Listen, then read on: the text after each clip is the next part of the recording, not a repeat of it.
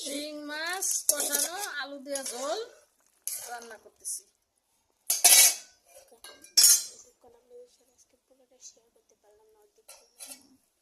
আজকে পুরোটা শেয়ার করতে পারলাম না, অর্ধেক এখন দিলাম,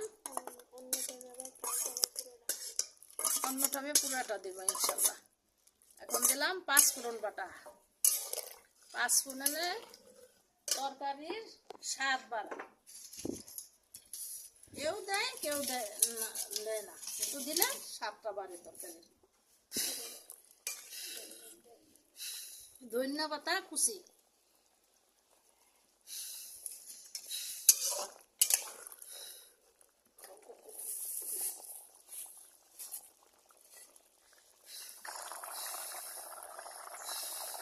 শিং মাছ দিয়ে, দেশি শিং মাছ আলু দিয়ে ঝোল হয়ে গেছে পাকানো।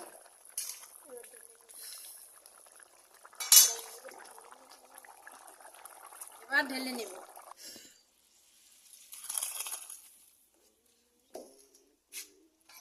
পাকানো শেষ ঝোল।